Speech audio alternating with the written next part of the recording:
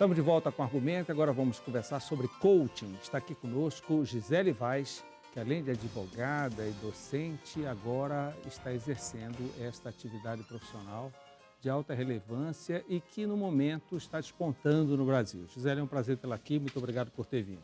Prazer é meu, Mauro, mais uma vez estar aqui no programa. Qual a origem do coaching? O coaching, na verdade, originariamente, nos anos de 1850 aproximadamente, ele foi usado nas academias americanas como tutoria. Mas esse ainda não era o que hoje se desenvolve como coaching. Lá pelos idos de 1950 é que a gente teve o grande boom desse conhecimento chamado coaching na área de gerenciamento, né? Mas foi em 1950 que no Brasil e na Europa começou a se usar no meio esportivo. Alguns estudos identificavam que pessoas no meio esportivo... Exatamente, é o treinador do time. Só que hoje ele não treina mais só times, ele treina pessoas, ele treina times e ele treina empresas. É como se tivesse um treinador individual. Exatamente, para trabalhar a performance. E qual o papel do coach, aquele que pratica o coaching? Aquele que pratica o coach, o papel dele é fazer com que a pessoa, numa parceria com ele, que é o coachee, que é o nosso cliente, ele desenvolva a sua performance para ele sair do que a gente chama ponto A para ponto B. É aquela pessoa que sadia, ainda assim não está satisfeita com os resultados que vem obtendo na sua vida, quer performar melhor, quer uma mudança para a sua vida, e com isso ela contrata um coach para fazer essa parceria com ela, desenvolvendo uma metodologia própria para esse tipo de trabalho. E qual é esse público? São jovens que estão chegando no mercado de trabalho ou não?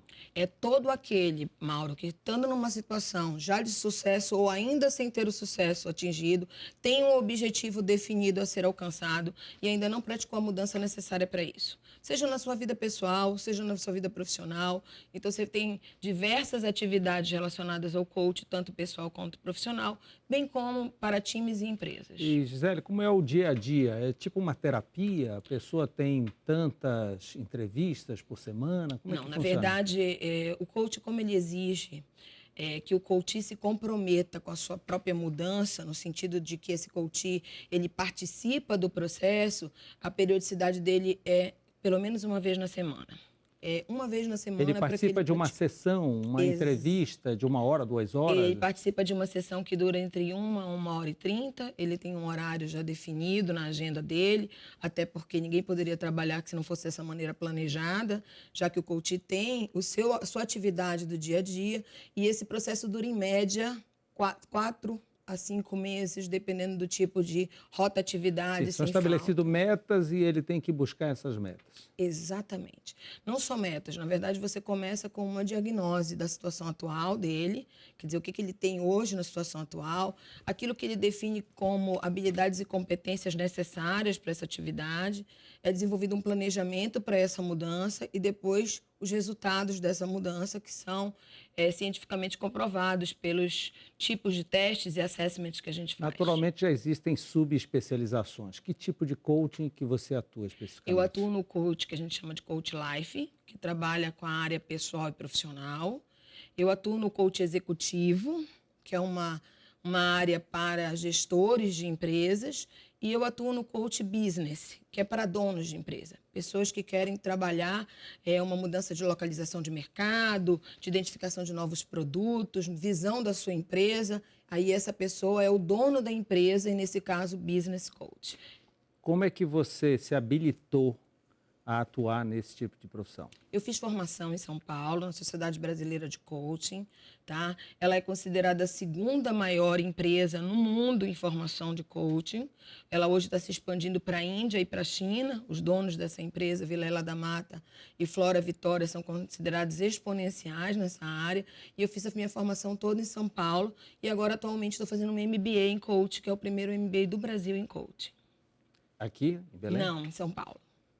Como é que você mensura os resultados? Você disse que é de 4 a 5 meses. E aí, existe algum tipo de garantia do treinando, no caso, o coachee?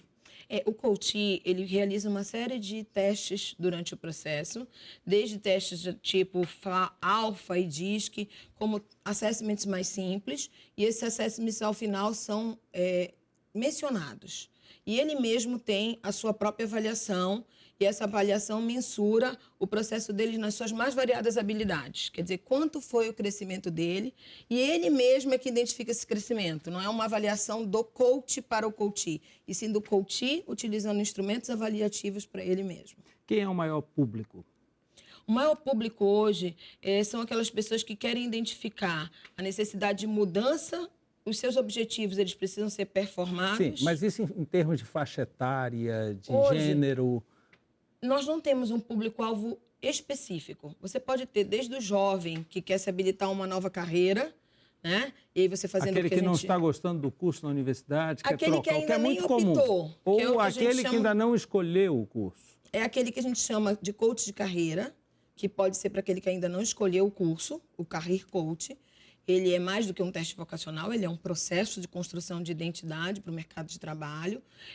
Você pode ter aí o jovem que já está na universidade, mas principalmente você tem aí pessoas que já maduras, já consolidadas, na sua faixa de 35 a 45, 50 anos, ainda tem desejos, sonhos e objetivos que podem realizar com essa parceria do Existe coach. o público aposentado, por exemplo, que quer se recolocar? Sim, para o público aposentado, mais focado no que a gente chama de, não só para se recolocar no mercado, através, por exemplo, de uma atitude empreendedora, como também para essas pessoas mais velhas, o chamado coach pessoal, que é para elas poderem se ressignificar. Muitas dessas pessoas estão numa situação de aposentadoria sem saber muito bem o que estão fazendo ou o que querem fazer e poderão ter essa ajuda. O maior público é individual, ele procura individualmente, ou você tem parceria com empresas que protegem seus executivos com um serviço desse? Esse serviço hoje em Belém está mais focado em pessoas.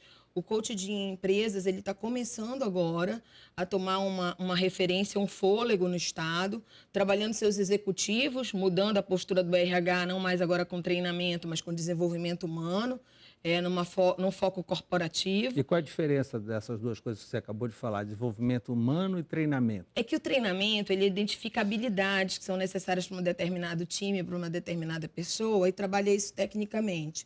O desenvolvimento humano não. Ele constrói as habilidades a partir das habilidades do próprio sujeito, onde ele identifica seus nichos de atuação e a própria empresa pode identificar nisso nele. Então, não vem um ensino de fora para dentro, e sim uma construção de desenvolvimento de dentro para fora. Como é que você encontrou o coaching? Você fez por você mesmo? Você era uma advogada, militante, docente da área do direito? Por que mudou? Eu sempre trabalhei com educação, Mauro. Educação sempre foi... Eu sempre acreditei que a formação das pessoas identifica elas e as individualiza.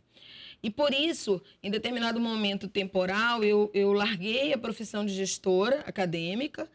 Quem me conheceu um tempo atrás sabe que eu trabalhei muito tempo com gestão acadêmica. E nessa ruptura, eu comecei a me ressignificar.